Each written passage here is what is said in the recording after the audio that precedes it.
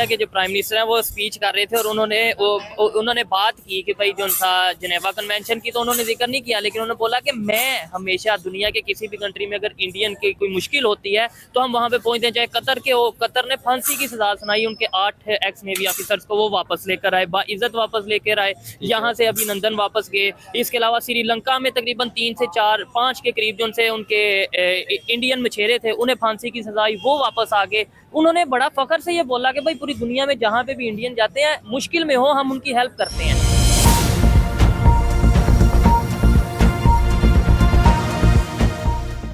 दुनिया में बड़ी हिंदुस्तान की शान, आतंक का आका पाकिस्तान परेशान। नमस्कार, आप देख रहे हैं एयर न्यूज और मैं हूं आपके साथ तनु शर्मा। कुछ दिन पहले जब कतर से भारतीय नेवी के 8 रिटायर अधिकारी भारत लौटे थे, तब इसे हिंदुस्तान की बढ़ती ताकत और मोदी की लोकप्रियता का परिणाम बताया गया था। लेकिन अब जबकि दुबई ने जेल में 18 साल की सजा काटने के बाद तेलंगाना के 5 लोगों को 7 साल पहले ही रिहा कर दिया, तो इससे पड़ोसी मुल्क पाकिस्तान की आवाम हैरान है। बीते 10 सालों में भारत की बढ़ती ताकत के पीछे कई कारण हैं।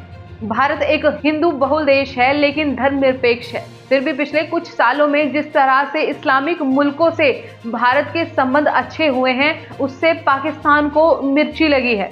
क्योंकि एक तरफ जहां अरब देशों में पाकिस्तानियों को दुत्कारा जा रहा है, वहीं हिंदुस्तानियों को सत्कार मिल रहा है। इसकी वजह भी है और जरूरत भी, क्योंकि इस तरफ इन मुल्कों में जहां हिंदुस्तानी पढ़े लिखे, मेहनती और ईमानदार होकर काम करते हैं, वहीं पाकिस्तानी चोरी और भीख मांगने के लिए अपने मुल्क से यूएई, सऊदी अरब और कतर जैसे देशों में जा रहे हैं।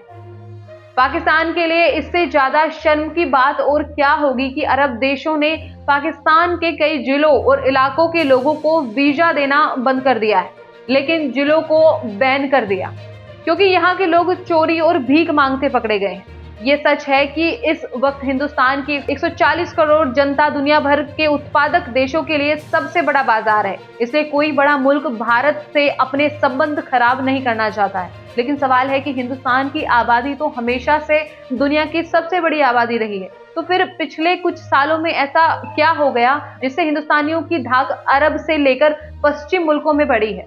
इसका बस एक ही जवाब है, देश के प्रधानमंत्री नरेंद्र मोदी की विदेश नीति। इस बात को पाकिस्तान भी मानता है।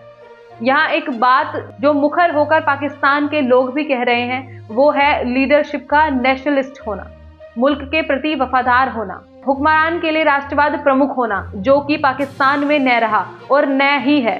पाकिस्तान में इस वक्त डेमोक्रेसी का दिवाला निकला हुआ है। आम चुनावों में जिस तरह से धांधली हुई है, उससे साफ है कि पाकिस्तान में जमहूरियत का जनाजा निकाला जा रहा है। एक तरफ जहां हिंदुस्तान में नई संसद से लोकतंत्र की आवाज पूरी दुनिया में मजबूत हो रही है, वहीं पाकिस्तान में पुरानी संसद भी ठीक से नहीं चल पा रही है।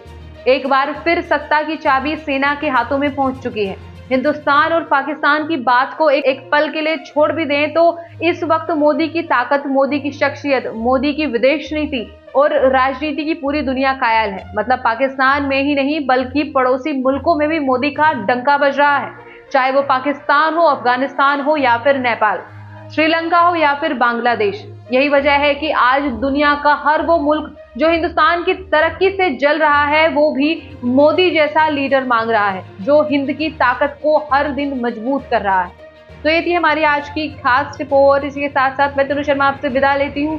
फिर मिलती हूँ एक नई अपडेट के साथ। तब तक के लिए आप देखते रहिए एयर न्यूज। नमस्कार।